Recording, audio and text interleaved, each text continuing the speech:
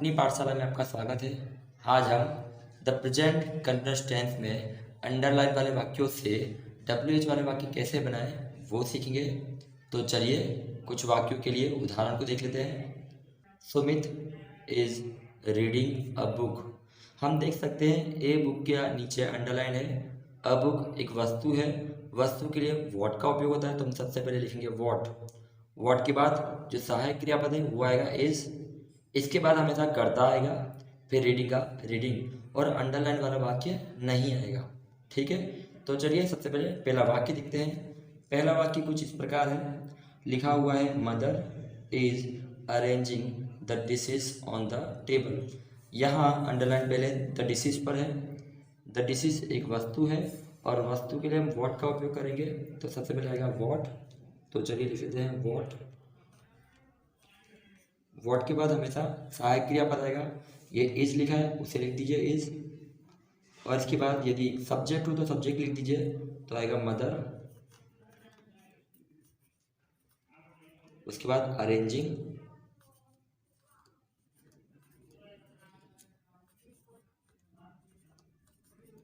The dishes लिखा हुआ है, द डिशेज की जगह वॉट आ चुका है, तो द डिशेज नहीं आएगा, और लास्ट में जो बचा है उसे लिख दीजिए, जैसे ऑन द टेबल, और अंत में लगा दीजिए question mark.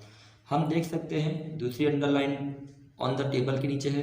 On the table का मतलब है टेबल के ऊपर, यानी कोई जगह है, और जगह के लिए हम लगाते हैं वेयर, तो हम लिख देंगे वेयर।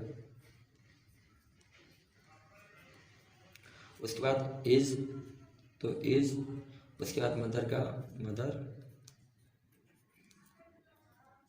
इसके बाद अरेंजिंग,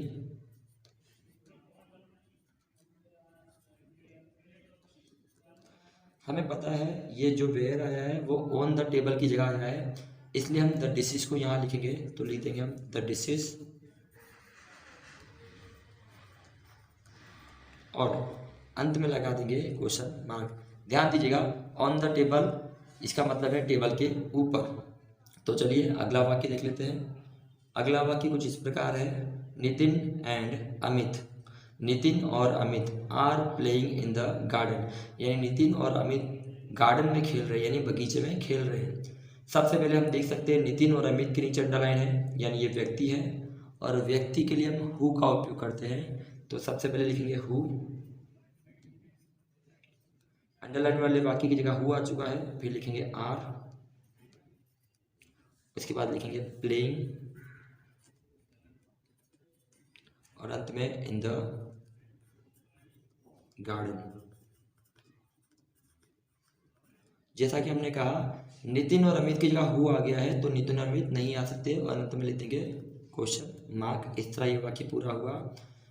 चलिए देखते हैं दूसरी अंडरलाइन है इन द गार्डन के नीचे। इसका मतलब इन द गार्डन, ये गार्डन में, तो सिंपल सी बात है, कोई जगह का नाम है। जगह के लिए हम वेयर का उपयोग करते हैं, तो हम लिख देंगे वेयर। उसके बाद ये आर लिखा है, तो लिखेंगे आर। उसके बाद नितिन और अमित लिखेंगे नितिन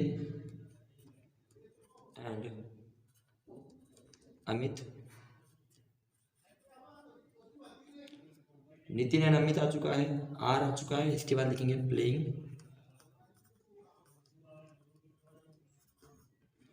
इन द गार्डन नहीं आएगा क्योंकि इन द गार्डन की जगह वेयर आ चुका है, और अंत में लिख देंगे क्वेश्चन मार्क। तो चलिए तीसरे वाक्य को देखते हैं। तीसरा वाक्य कुछ इस प्रकार है, Swapnil is buying toys. Swapnil खिलौने खरीद रहा है।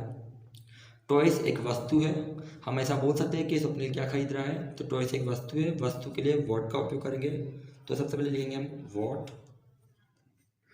उसके बाद इज आएगा, यानी सहायक क्रियापद।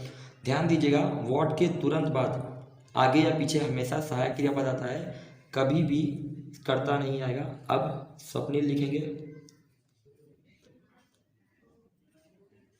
और स्वप्निल के बाद लिख देंगे बाइंग, और अंत में लिख देंगे क्वेश्चन मार्क। तो चलिए क्वेश्चन नंबर 4 को समझते हैं। ये कुछ इस प्रकार लिखा हुआ है, the milk man is bringing a milk, यानी मिल्क मैन मिल्क लाता है, यानी दूध लाता है। सबसे पहले हम देख सकते हैं द मिल्क मैन के नीचे अंडरलाइन है, यानी ये व्यक्ति है, और व्यक्ति के लिए हम हु का उपयोग करते हैं, तो लिखेंगे सबसे पहले हु। अब द मिल्कमैन नहीं आएगा, उसके बाद इज, बाद में ब्रिंगिंग अ मिल्क, और अंत में आएगा प्रश्नार्थ चिन्ह। ठीक है।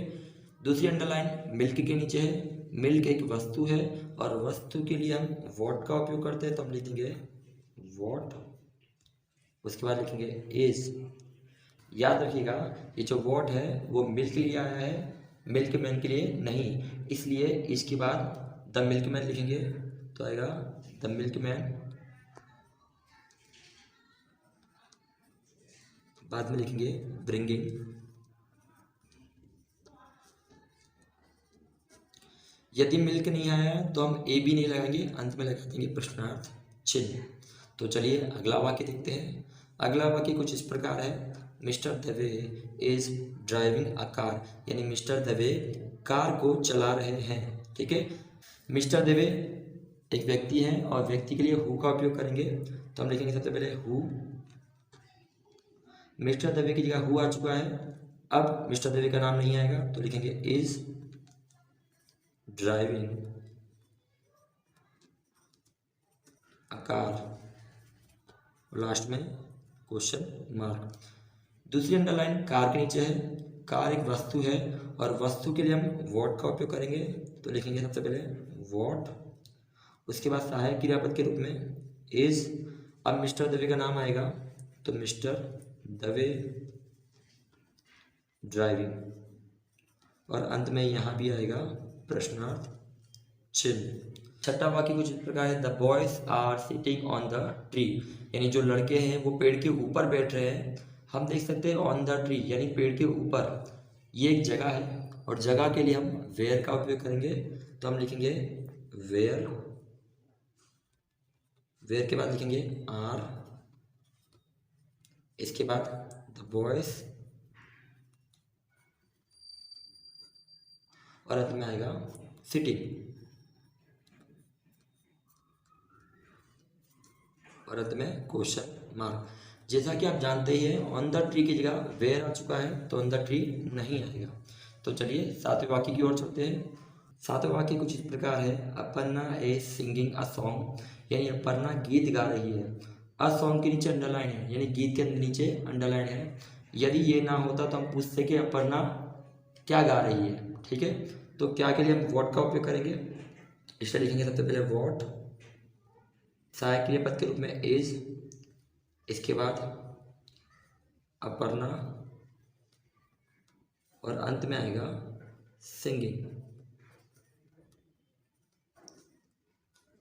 जैसा कि आप जानते हैं अ सॉन्ग की जगह वॉट आ चुका है, तो अंत में आ जाएगा प्रश्नार्थ चिन्ह। ठीक है।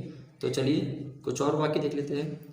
आठवां वाक्य कुछ इस प्रकार है, Chetan and Palak are decorating the room, यानी चेतन और पलक रूम को डेकोरेट कर रहे हैं।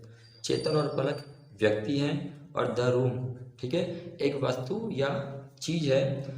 चेतन और पलक के लिए हम हु का उपयोग कर सकते हैं, यानी पहला वाक्य हु लिख दीजिए और बाकी का ऐसा और अंत में लिखिए प्रश्नार्थ चिन्ह, और द रूम की जगह हम वॉट लगा सकते हैं। इस प्रकार आप इस वाक्य को कर सकते हैं, और इसी प्रकार आप नौवें वाक्य को भी कर सकते हैं। Mother is baking a cake, यानी मदर एक केक बना रही है। अ केक एक वस्तु है, तो हम वहाँ वॉट का उपयोग कर सकते हैं। और अंत में वाक्य दिया है the teacher is teaching a poem. A poem को भी हम वॉट के द्वारा दर्शा सकते हैं, तो यहाँ भी हम वॉट लगा सकते हो, अंत में वाक्य बना सकते हैं। 8वां 9वां और 10वां वाक्य होमवर्क में दे रहा हूँ, आप इसे घर पर ट्राई कर सकते हैं और मुझे कमेंट में इसका जवाब दे सकते हैं। आपने हमारा वीडियो यहाँ तक देखा उसके लिए धन्यवाद। चलिए अब हम अगले वीडियो में मिलेंगे।